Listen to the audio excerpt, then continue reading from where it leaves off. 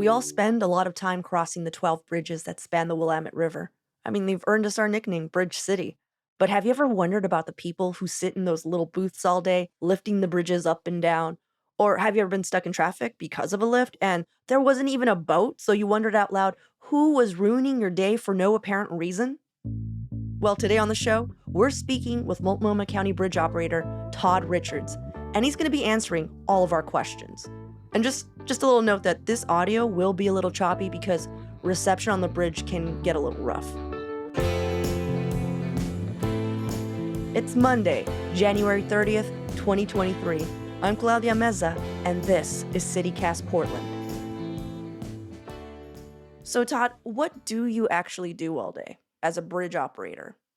We keep an eye on the bridge. We have cameras and we keep an eye on the pedestrian traffic and the vehicle traffic. There's minor tasks that we perform as well that are just kind of clerical, minor maintenance tasks, keeping things clean and organized and just watching out for any kind of malfunction, that sort of stuff. Gotcha. And this is a question from one of the readers of our newsletter. Stephen Vertel wants to know, how do you schedule a bridge raising? Like, how do vessel operators contact you? So our phone number is published in the River Pilot documentation. They call us on the phone and they let us know when they're coming through. However, during like regular business hours, a boat can just call us on the VHF radio and say, hey, I'm coming down. Can you give me a lift? So it's not like months of planning. Someone could just be like, hey, I'm coming through. Oh, absolutely. Yeah, no, we lift the bridge on demand. If it's during off hours, say they're coming through on a weekend or in the evenings, and say they're a really big boat and they require all the bridges to be lifted, which is the Burnside, Morrison, Hawthorne, and the Broadway, they would need to give us advance notice so that we staff all the bridges. Normally, in the off hours, we only have two operators on duty. One person will be on the Hawthorne, and then one person will be on one of the other three bridges.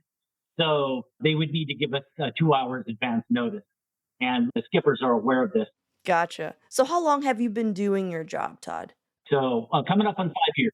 I was looking for work, part-time work, that would dovetail nicely with my school schedule. I decided to go back to school and get my engineering degree. And I was just looking for work and went to the Multnomah County website, saw it, and I got lucky enough to get it. Yeah, it's a pretty cool job, Todd. I enjoy it. I mean, it's the perfect job for studying, I'm assuming. This is what I'm thinking, is that you might have a bit of downtime. Do you ever get bored or lonely? No, don't really get bored or lonely. I commercial fish for a lot of years, most of my adult life. And most of the time I was fishing alone on my own boat. So this was an easy transition. So, and there is some downtime. Absolutely. We're permitted to study if we have some studying to do. But that's, the caveat that we have to keep an eye on the bridges, have our cameras up, and we have to be aware of what's going on the bridges at all times. Yeah, I mean, you must have such a bird's eye view of the entire city. What can you see from up there that you just couldn't imagine you were able to see when you were a non-bridge operator? You get a wonderful view of downtown and Waterfront Park. It's a beautiful sight. One of the things I like about it is that when I first came back to Portland, I was born and raised here and then did my fishing thing in Alaska, the horizon being a long ways away. And when I got back to Portland, everything seemed kind of really close in. I felt a little claustrophobic. And so being in the bridge tower with the horizon a little farther away and fish around me is comforting. It makes me feel like I'm at home. What bridge has your favorite view? I'd have to say the Hawthorne Bridge, because the bridge tower is actually on the movable span, right? It's a horizontal lift. So when I have to lift for a really tall boat, I'm, 100 feet off the water. You can see all of downtown from the water side and the Esplanade on the other side. And it's really cool. So, what has been the weirdest interaction you've had while on duty? We have people that fancy themselves as kind of the parkour crowd, the rock climbers that want to do some urban climbing. Oh, no. And we spot them. We have motion sensors on some of the frequented routes that people would like to take. So the alarm will go off and we'll just get on the intercom and just tell them to get down. That's not safe. And they're usually very surprised and they get right down. And that's frequent. I want to say it's probably once a month I'm telling a climber to get down. That's so embarrassing for them. Like a child, you have to be like, "Hey, hey, stop climbing that." Yeah. So Todd, what has been one of your most stressful moments being the bridge operator? So occasionally the bridge will malfunction and everybody stopped and it malfunctions for some reason. And this happens occasionally. Since I've been working there in 5 years, maybe I've run into the situation 2 or 3 times at max. But then what happens is sometimes it's an easy fix and something that we can do as operators. There's little things we can do. If those procedures don't work, then we have to call the bridge maintenance crew and electricians to come out and figure out what the problem is. All these people are waiting. These people have lives and they're trying to get to work or go home or whatever it happens to be. So those are all the most stressful situations. That leads perfectly into my next question, Todd, because that would be my number one concern if I were up there. Every time I would raise the bridge or whatever, I just look around and just feel the anxiety of everyone around me. So, is that what you see when you see all the hurried commuters running late for work, stuck in the traffic? Like, do you feel remorse, or is there just a little bit of part of you that's like secretly enjoying their misery? No, God, no. No, no, no. Uh, Absolutely not. No, I'm trying. We're trying to get these people to and from work. We actually don't do lifts during rush hours, which is 7 to 9 in the morning and then 4 to 6 in the evening. We avoid that.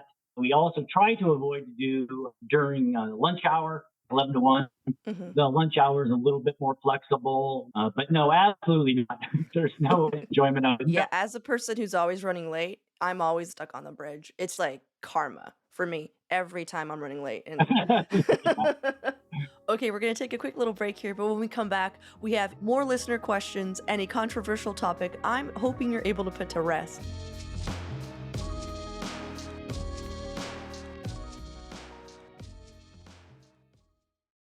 I have another listener question. Judy R wants to know how much sway and noise does the tender feel in the operations booth? The windier it is, the more there's rattling and shaking. Of course, we have a wind limit. Can't remember it specifically. It's quite high. I think it's like 40 or 50 miles an hour. But if it's above that sustained, we can't do it. But when it's windy, it definitely rattles and shakes as you go up. Absolutely. And I think it's fun. I really enjoy I would be so scared. That would be my first and it. last day if that was my first shift if that happened. Um, Right. well, Yeah. so do you have a favorite bridge in Portland, even the ones that maybe you don't operate? I think the St. John's Bridge, it Hey! is super beautiful. I really love that bridge, the look of it. Yes, Yeah, agreed. I actually did a project that I had that on a poster, that St. John's Bridge, because I like it so much. Um, for lifting, I like the Hawthorne Bridge simply because the visibility is so great. I can really see all the sidewalks and where the gates come down and the traffic. And so the visibility is nice. I also like the Broadway Bridge. It's really old and it has those classic lights and classic kind of ironwork on the railings. It's just a Yeah, kind of a real beautiful bridge too.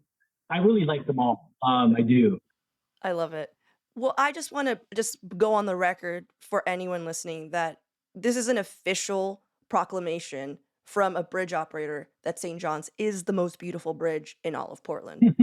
I live in St. John's, and it's a common thing. You would not believe, Todd, that this is a topic of conversation from like non-bridge operators, but we're always talking about the bridges, and people have their favorite bridges. And anytime anyone doesn't say St. John's, I'm just like, I don't know what's going on. If you have Yeah, eyes, or right.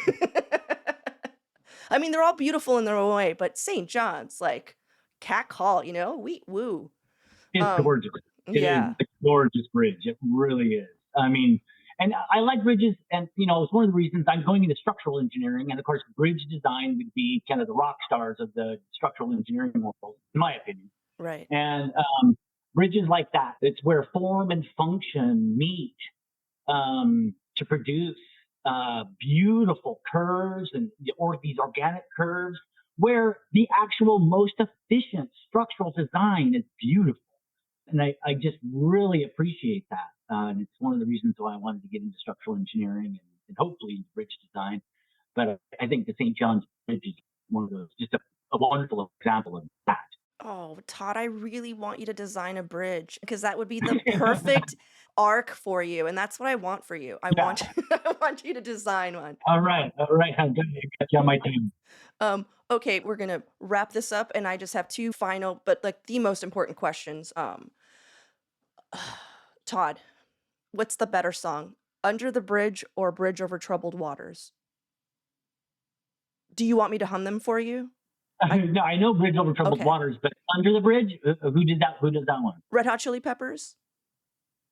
I "I'll don't never think I heard the wanna song. feel." Oh, that's, oh, okay. Yeah, yeah. I had to say that one. Oh, Yep. really? Over Bridge Yeah. Over Troubled Water. Yeah. Yeah. You know what? I respect that. Yeah. Okay. And here's our final and I think hardest hitting question. So feel free to take your time when answering. Um, Bathroom breaks. How does that work? We have bathrooms on the bridge. So we go to the bathroom. Well, yeah, but no one's looking at the bridge while you're doing that. All the parkour is happening. Right. Okay. So we always have at least two operators on duty, one person on the Hawthorne always, it's kind of the lead bridge. And then we'll have one other operator on one other bridge. And that's happening 24 hours a day. During the day, then we have the maintenance crews and all that kind of stuff on bridges. But what happens is it lets the other operator know, hey, we'll be gone for a little bit. We need to go do something. Keep an eye on the bridges. So, and of course, both operators are always looking at the bridges anyway. But we notify our cohort that we're going to be gone for a little bit whenever we leave our desks. Is there a code for it? Is there like a code for No, Okay. no, no, no. Let me go to the bathroom. Okay. Well, Todd, Yeah. thank you. This was like the loveliest conversation I've had in a long time. Is there anything I didn't ask you that you think that the regular Portlander would find fascinating about your job? Okay, so oftentimes we have to do maintenance lifts. What we do is we make sure that the bridge is working. We do this on a regular basis for all the bridges because we want the bridge, if there is going to be a malfunction, we want it to break on our schedule so that it doesn't break while there's a boat waiting. Right, Multnomah County can receive fines if we're making a boat so. right. What happens is we do regular lifts when there isn't a boat going by. We see our pedestrians and people in the cars frustrated. They don't understand what it is that we're doing, why we are lifting a bridge and making them wait when there's no boat going through. I'm sure there's been people that have kind of wondered what's going on. What we're doing is we're making sure that the bridge, if it's going to malfunction, malfunctions on our schedule when there isn't a boat waiting, so we can fix it, and so that when a boat does go through, it doesn't have to wait, and Multnomah County isn't fined by the hour by the Coast Guard. Thank you. That's actually so helpful because I've always wondered that. And I hope everyone else now has just a little bit of patience and understanding for the Yeah, bridge operator yeah. who prefers under the bridge over troubled waters, which I think is a good sign. I think it is. Special thanks to Sarah Hurwitz from the Multnomah County Communications Office for helping set this up. So after speaking with Todd, I really wanted to find out who is taking care of my St. John's Bridge. So I did some light Googling and found out that the 12 Willamette bridges actually have multiple jurisdictions. So Multnomah County, where Todd works, owns and maintains half of them. So that's like the Broadway, the Burnside, Hawthorne, Morrison, Sauvie Island, and the Selwood bridges. But the Oregon Department of Transportation, or ODOT, maintains the Ross Island, the Marquam, Fremont, and my St. John's Bridge.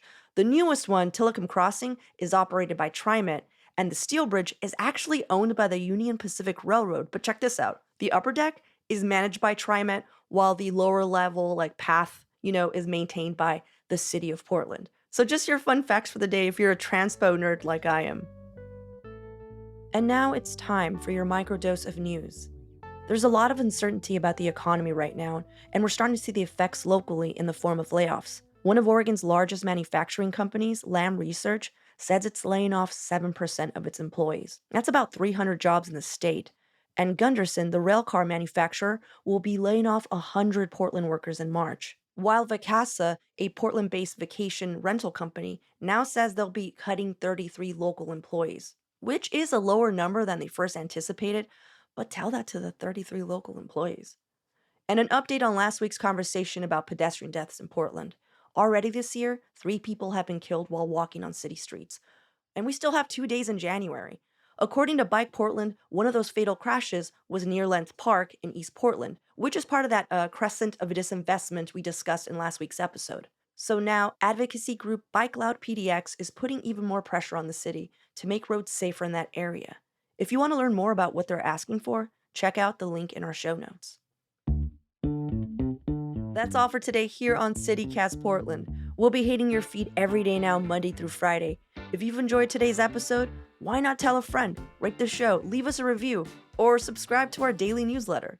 We'll be back tomorrow morning with even more from around the city. Until then, see you at Slim's.